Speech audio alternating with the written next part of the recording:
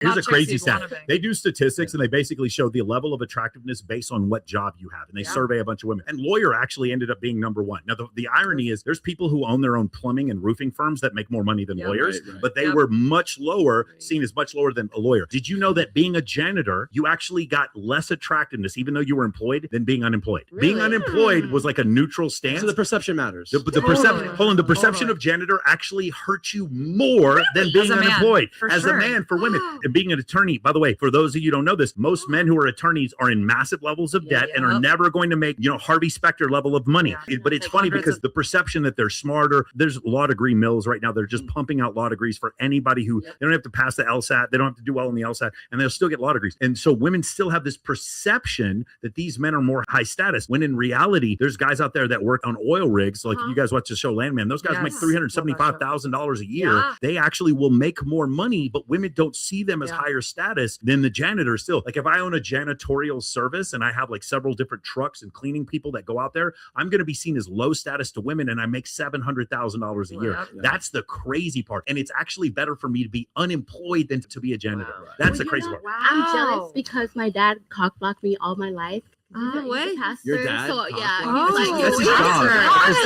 Pastor's daughter. He's a pastor. That's his job. He was like, you can't date him. And I'm like, wow. I was going to say a high value man is somebody who uplifts the women, somebody married. Okay. So here, I have an example for you. Put the women up here. Let me play devil's advocate. I introduce you to a guy who is not physically attractive, but he lifts his female friends up. He makes them feel really good. He supports all of their causes, does everything they want, and gets friend zoned by every single one of those women. Still high value. No one wants to sleep with him, but he's lifting women up, like you said. See, you're laughing now because you understand my point. High value is not determined by a person. I saw this one man. He was so hot, like super hot. And then I go check on his page, and he's married. He got a beautiful family, and I'm like, oh my goodness, like I want that. You know what I mean? Yeah.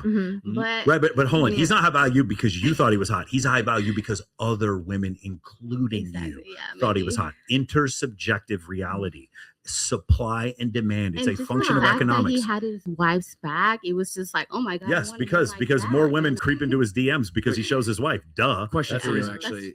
I have a question. Maybe I don't want to like digress too far or propose a segment, but I'm kind of curious. Like, what is everyone's opinion of what is a high value man? Because it gets thrown around. I'd like to know what everyone's opinion is.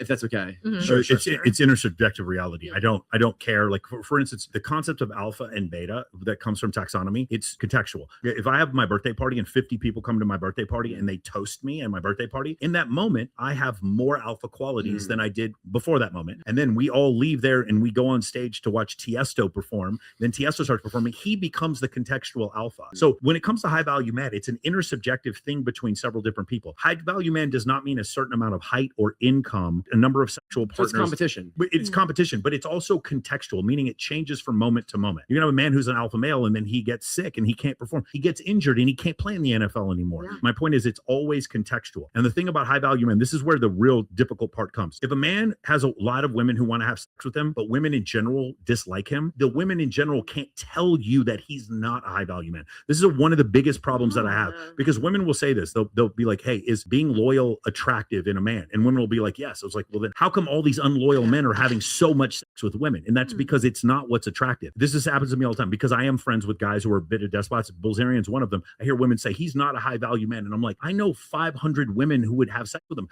I don't understand how you can then make the determination that he's not. And what I'm saying, it's a function of supply and demand. It is not a function of your opinion or my opinion. That's what I'm trying to say. I'll answer this question real quick because I always get this question. People go, what do you know what a high value man is? Well, first thing you need to establish is, are there dominance hierarchies amongst human beings? Yes. Are there objectively measurable differences between a guy who has a lot more status and a lot more respectability? Let's just say, are there dominance hierarchies amongst human beings? If your answer is no, I can't tell you anything because anything that comes out of my mouth is going to be subjective. Okay. If you think, oh, we're all living in this commune of egalitarianism and love and peace and all this other bullshit, then nothing I say is going to make any difference. You have to accept the fact that there are dominance hierarchies amongst human beings. If you do, the man that's high value is the guy that's at the top of that dominance hierarchy. He's the guy that other men want to be and other women want to fuck.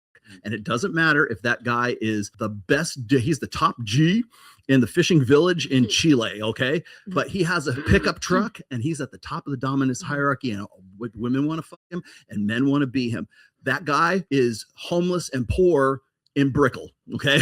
In Miami, nobody gives a fuck about him unless you're draped across a Lamborghini and you have a yacht and you're flying girls out and stuff like that. That guy is, again, the context of where that person happens to be. But there's two factors that don't change. Is he at the top of whatever his respective dominance hierarchy is? And is he the guy that other men want to be and other women want to bang? You work with apps. What is a high value app? If the app is in demand, it becomes high value. Can the app declare itself high value? No, it cannot. So what is a high value man? It's like, no matter how abhorrent you find him, if he is some billionaire who you think is disgusting, Jamie Dimon, ripped off for billions of dollars, if there is a line to the left of women who want to date him, you cannot have the audacity to then say he's not a high value man, because demand dictates that he is high value, no matter how abhorrent you find him. Correct. And so, by the way, here, I'm about to go the opposite way. Sophie Rain, and she makes $54 million in a year on OnlyFans. And then you're like, that's a 304 ran through hoe. She's a low value woman. I'm like, you can say that all you want, pimp, but she made $94 million in 2 years. Do I think these guys are simps? Yes, in my opinion, they are. But do these guys who are sitting there feeding her all this money, you can't say that she's not economically viable. And by the way, the opposite is true. If I call myself low value and every woman who wants to date me, I am not low value. It is not for me to determine or for you to determine what is objectively higher value or lower value. Just like I can't say, well, you know what? The S&P 500, it's at 7,000 now, but you know what? It should be at 5,000. I've determined it should be at 5. No, it doesn't matter. It trades at 7,000. So because SPX trades at 7,000, that's what it is objectively defined as, because the intersubjective reality of buyers and sellers have determined that price point.